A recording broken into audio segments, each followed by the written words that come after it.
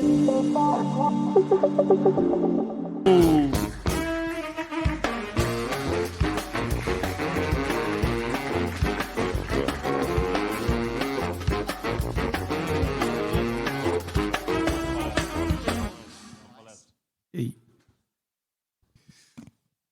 lá? Bem, boa tarde a todos os presenciais e a todos que estão online. Muito obrigado a oportunidade de estar hoje aqui falando um pouco sobre esse tema que tão simples, digamos, mas ao mesmo tempo tão importante quando diz a questão de processamento de dados.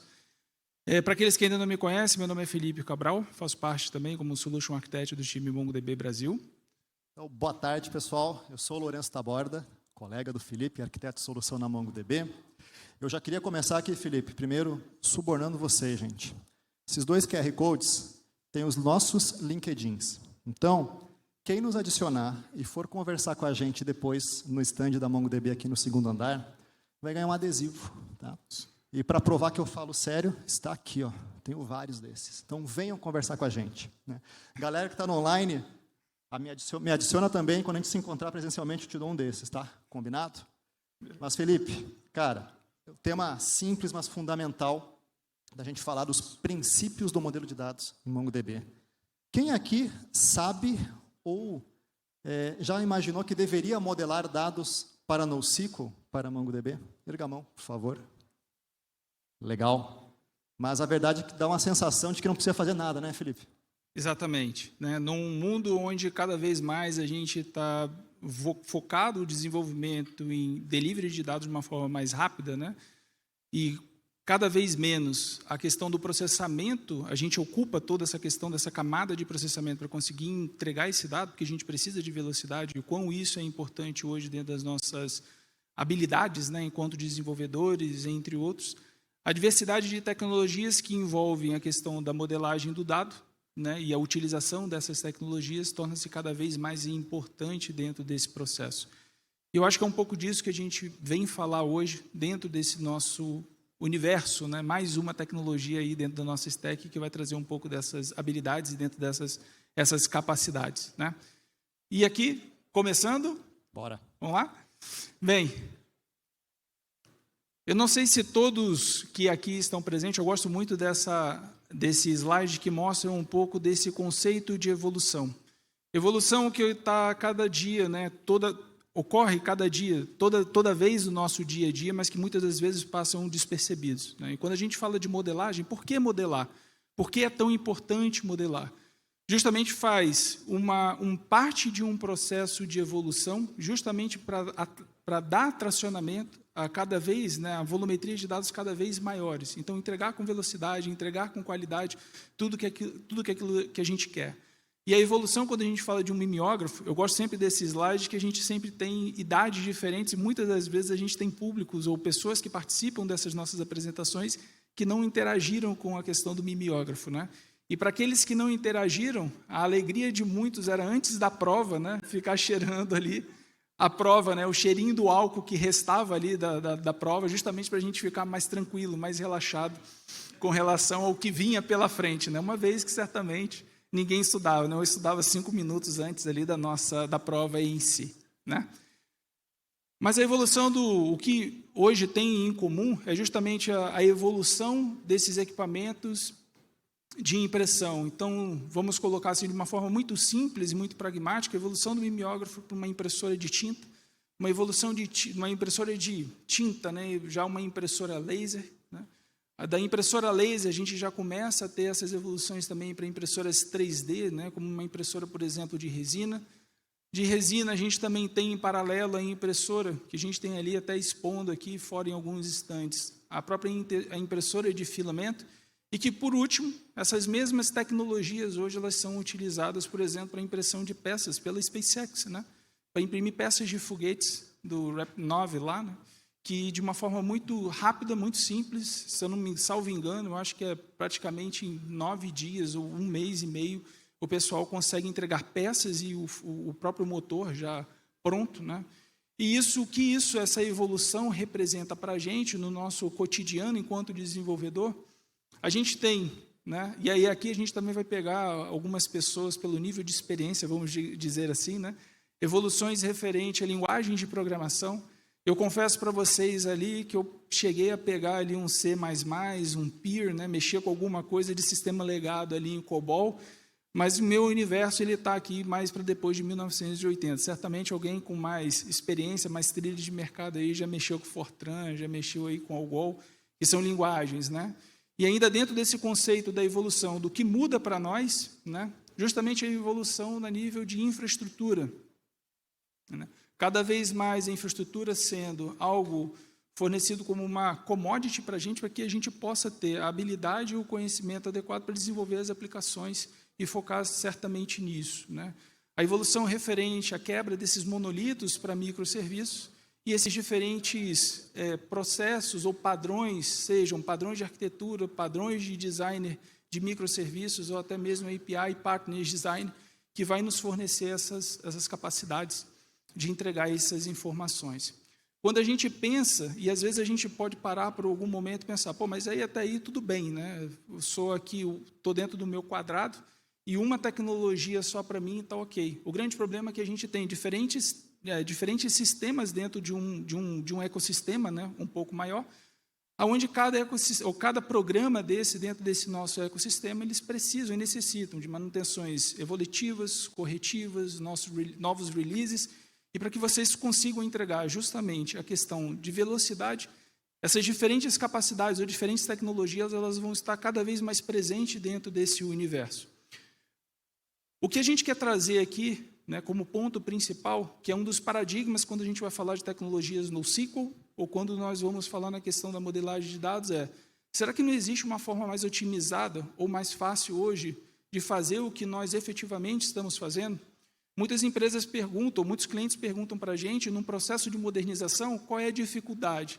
Eu sempre falo, 90% são pessoas e 10% são a tecnologia, que é justamente uma quebra de paradigma que já vem da gente desde a faculdade, quando está apresentando ali, aprendendo o SQL, né? E quando a gente esbarra e vê o mundo no SQL e essa necessidade de ter que pensar um pouco fora da caixa, muitas das vezes a gente trava, mas hoje, certamente, com o que a gente vai apresentar, com o Lourenço especificamente vai apresentar, vocês vão perceber que não é nada de bicho de 7 cabeças, né? E de uma forma muito simples e muito fácil. Parte dessas tecnologias, a gente, como representante da MongoDB, né, a gente deixa aqui um espaço para vocês, caso queira, a gente pode falar de uma forma mais detalhada cada componente, mas a gente encontra dentro da plataforma do Atos, que vai desde um banco de dados totalmente gerenciável, a capacidade de Search e Analytics, e até mesmo a aplicação que a gente chama de Edge Services, né, que é a capacidade e a possibilidade de integração com plataformas mobile fora do nosso ambiente, isso tudo sendo integrado dentro de uma única plataforma. Okay?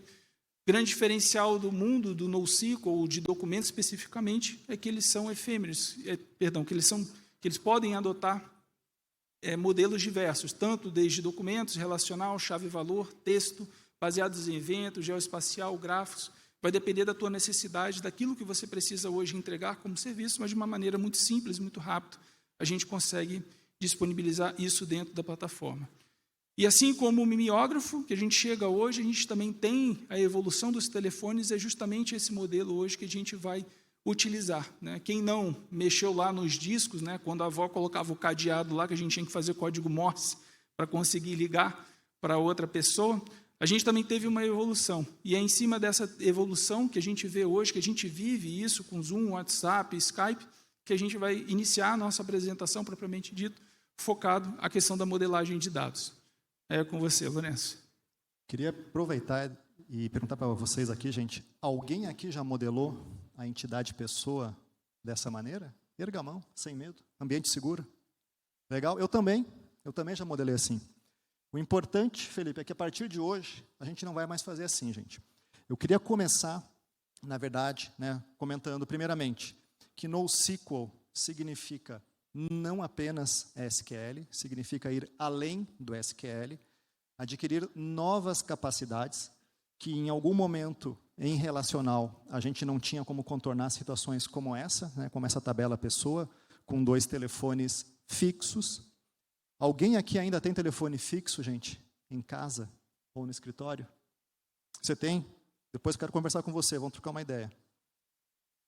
Como é que a gente modela um requisito que está sempre mudando e a vida real mudou, a gente não tem mais telefone fixo, ou tem, né, a maioria não tem, e evolui para ter 2 celulares e o aplicativo A, B, C ou D de mensageria, de videoconferência, né? Então,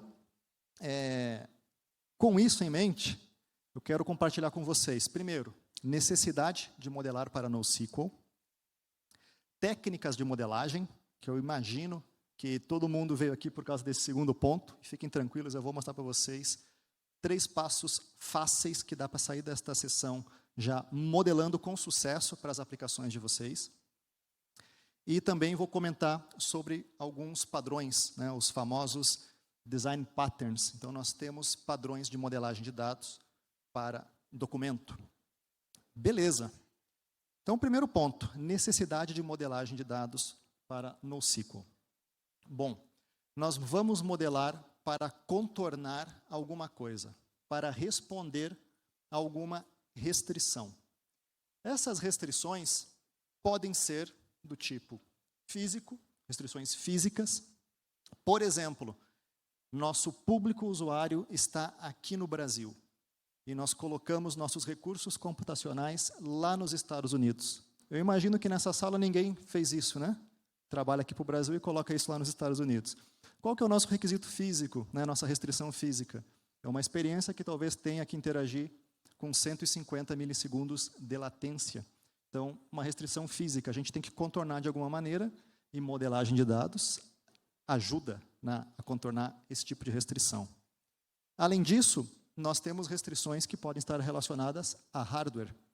Memória RAM, ciclos de CPU, espaço em disco, interface de rede. Modelagem de dados também ajuda e pode economizar ou fazer você gastar mais hardware. E, claro, o software também tem características, tem restrições, tem limites que nós temos que respeitar. Por exemplo, tamanho máximo do documento em MongoDB, 16 megabytes. Tem alguém aqui nessa sala ou no online que tem um documento de 16 megabytes, gente? Você tem? Quero te conhecer, vamos conversar depois da sessão. Então, gente, se o seu documento tem 16 megabytes, vamos revisar a modelagem, tá? A gente pode economizar muito nessa modelagem aí. Mas, ainda na linha do software, quantidade de índices na coleção. Uma coleção em MongoDB suporta 64 índices. Você, meu amigo, que tem o documento aí de 16 MB, você está usando 64 índices também na coleção? Vamos conversar, tá? Temos alguns números mágicos. Mas a gente modela justamente para trabalhar e tirar proveito, vantagem e contornar esse tipo de característica, né? Então, além disso, né, a gente precisa levar em consideração a nossa aplicação e aonde essa aplicação está hosteada, né? Qual serviço está embasada, em qual nuvem, né, ou em qual infraestrutura.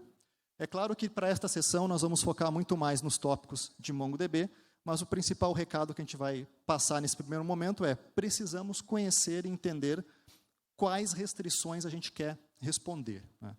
Pensando, né, justamente nisso, né, primeiro, um dos nossos takeaways aqui é conhecer características dos produtos e serviços utilizados. Beleza. Pensando em MongoDB, então, obrigatoriamente, tenho que falar para vocês modelo documental, índices suportados numa coleção, se vamos usar sharding ou não, né, uma ótima discussão para o universo MongoDB. Em algum momento, as tecnologias continuam evoluindo, então, lá na versão 3.6 eu não tinha transações, a partir da 4.0 começamos a ter transações. Isso já muda o paradigma de modelagem que a gente leva para uma aplicação. Depois, em algum momento, vai surgir criptografia em campo na aplicação. Depois vai surgir elemento de federação de dados, de arquivamento. E hoje estamos na versão 7.0, com certeza ano que vem, na versão 8, vai ter mais coisas. Então, o nosso paradigma de modelagem também vai evoluindo. Bom, de maneira prática, né, a gente preparou para compartilhar com vocês um exercício de modelagem.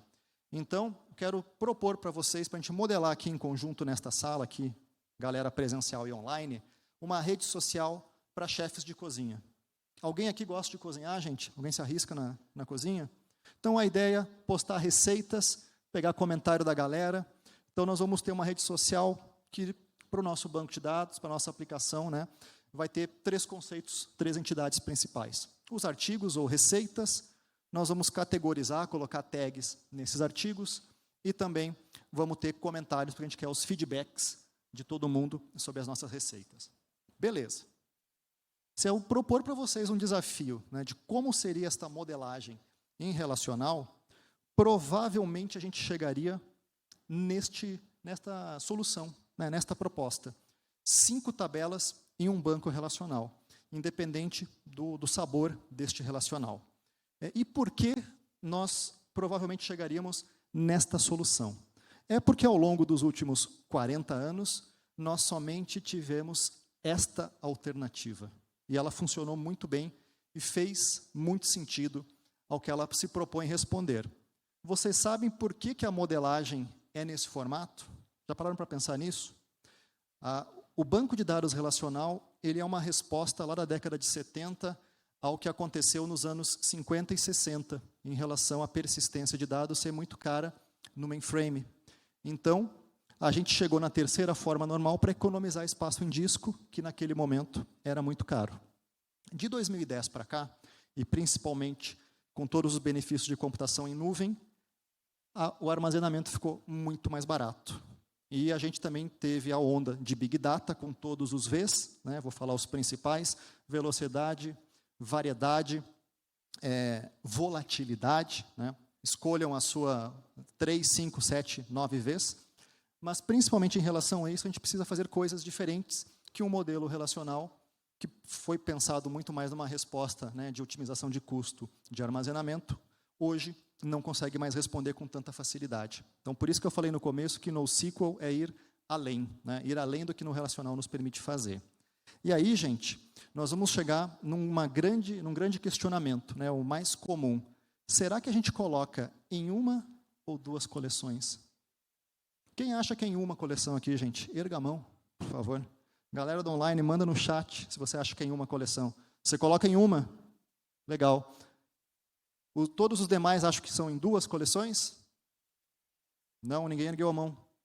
3 coleções? E agora, Felipe? Vamos ter que ver, cara. Vamos descobrir. Gente, primeira regra de ouro de modelagem, tá? O agrupamento ideal dos objetos em coleções é determinado pela carga de trabalho. A carga de trabalho pode ter características mais intensas de escrita, mais intensas de leitura, ou pode ser uma carga mista. E aqui é um primeiro ponto diferencial. Na modelagem relacional, nós pensamos na carga de trabalho depois que a gente faz o modelo. Em NoSQL documental, em MongoDB, nós vamos primeiro pensar a carga de trabalho e depois tomar decisões de modelagem. Né? Então, vou começar agora das técnicas, falar sobre as técnicas de modelagem para MongoDB. Então, primeiro ponto, já até antecipei. Na metodologia, primeira coisa, vamos entender a carga de trabalho, vamos entender relacionamentos. Então, entidades e relacionamentos existem em relacional e continuam existindo em NoSQL. Porém, nós temos maneiras diferentes de representar estes relacionamentos na modelagem.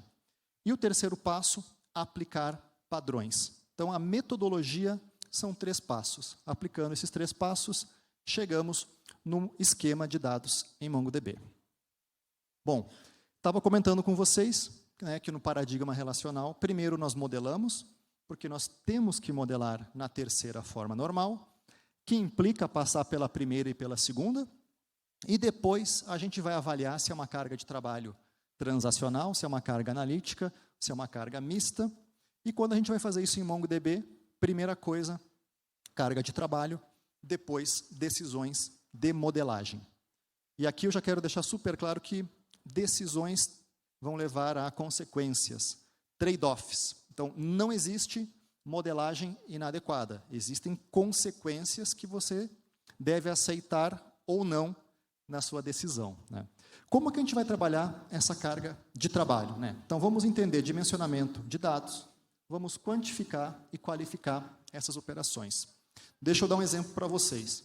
Na nossa rede social de chefe de cozinha, nós vamos ter novas receitas, novos artigos sendo postados, né, com o autor, com o texto, e provavelmente nem todo mundo vai postar receita todos os dias. Então, uma frequência, talvez, de inserções aqui da rede social sejam 10 artigos por dia.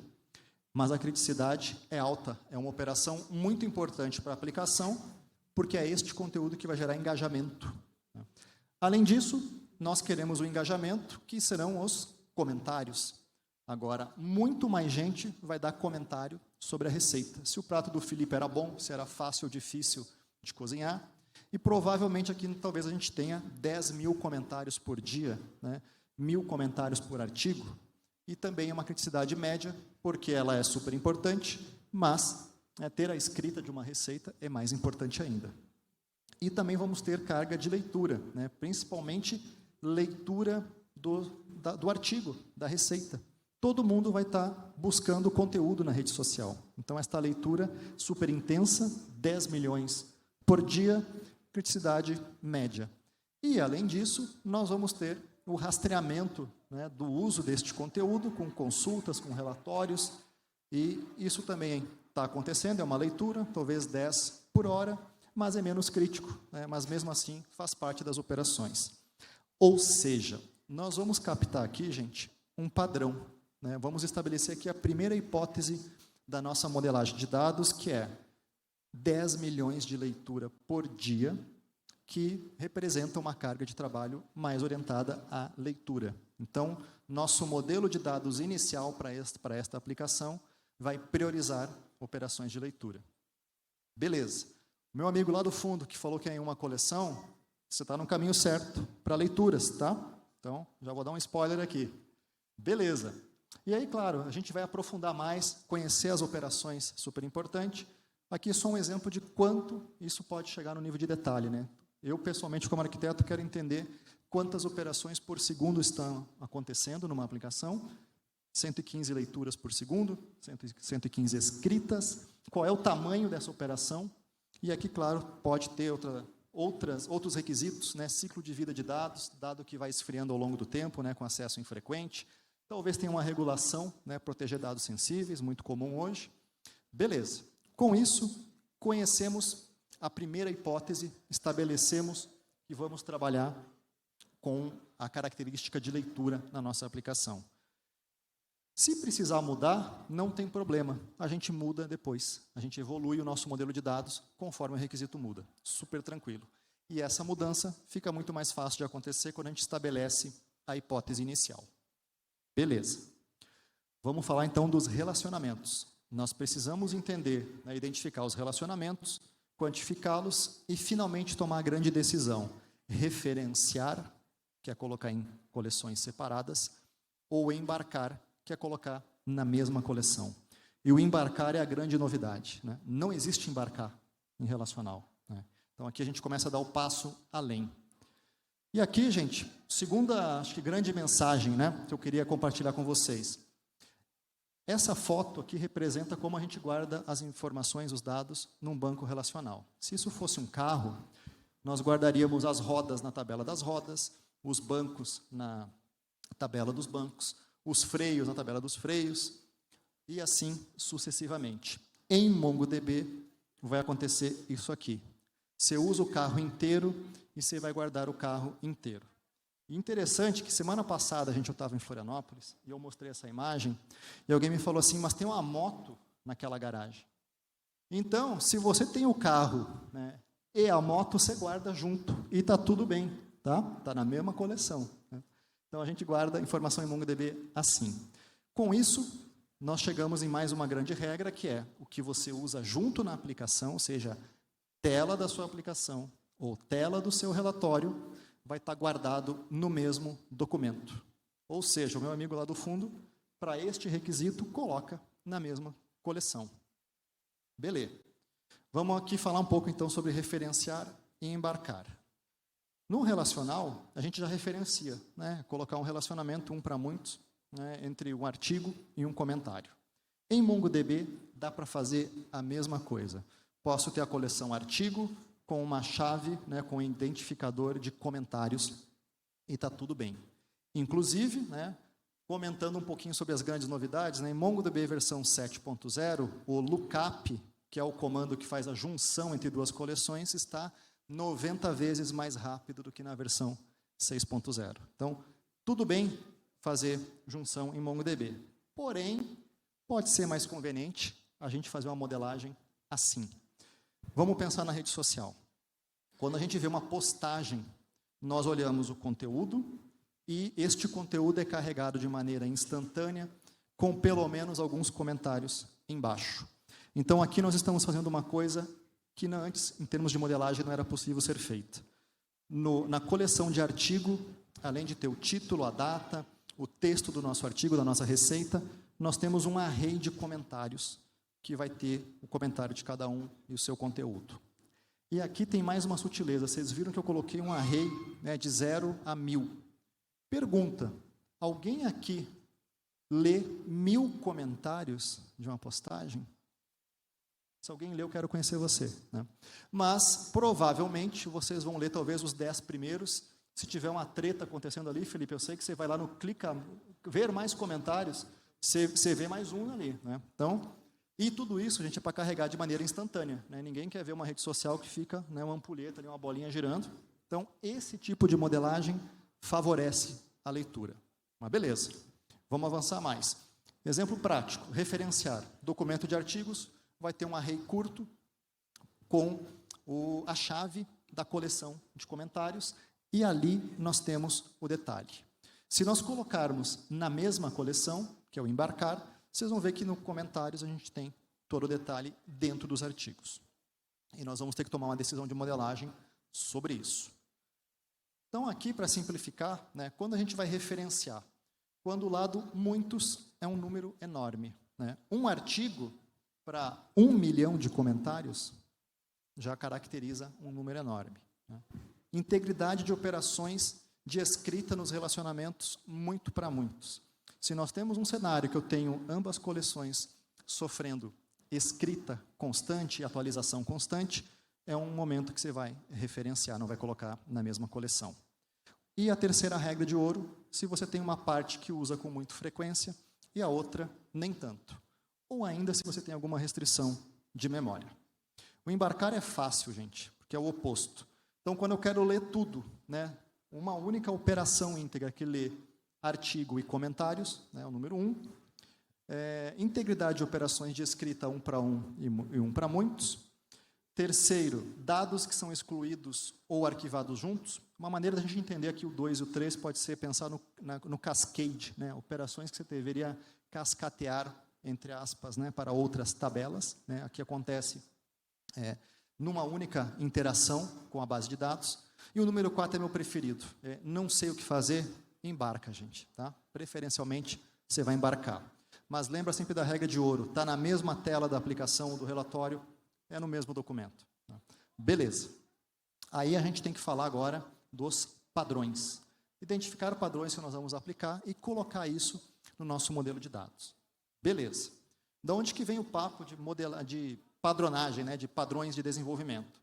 Então, a gente começa, né, a discutir padrões de desenvolvimento, né, da modelagem, da orientação a objetos, né, do desenvolvimento orientado a objetos, e a gente grava e pensa as coisas em MongoDB, né, como uma tradução direta dos objetos. E isso vai estabelecer uma linguagem comum para a gente. Então, da mesma maneira como a gente fala de Factory, de Facade, de Observer, e todos os desenvolvedores, as pessoas desenvolvedoras compreendem isso, nós vamos chegar em MongoDB com padrões e casos de uso. Então, aqui nós temos 12 padrões de modelos, de modelagem, né, que podem ser aplicados a estes respectivos casos de uso. E eu vou propor aqui com vocês navegar por algum deles, e no final eu vou mostrar também o versionamento de esquema que se aplica a todos os nossos casos de uso.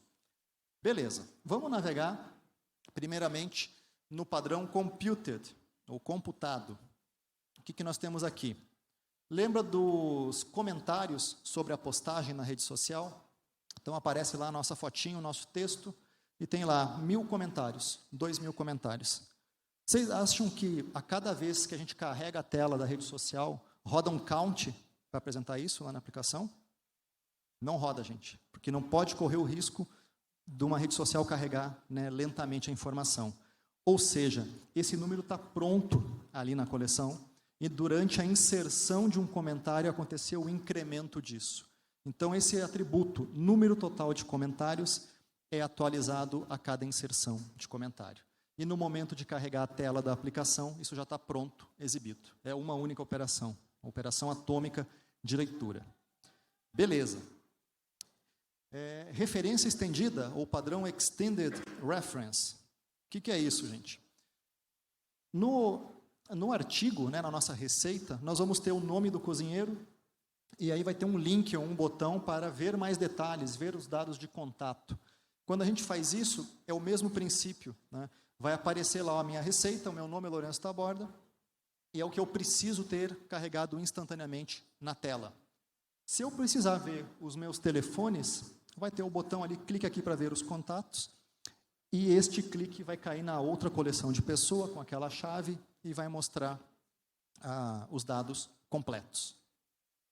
E também temos o subset, subconjunto. Subconjunto, na ideia dos comentários, é justamente o seguinte, né?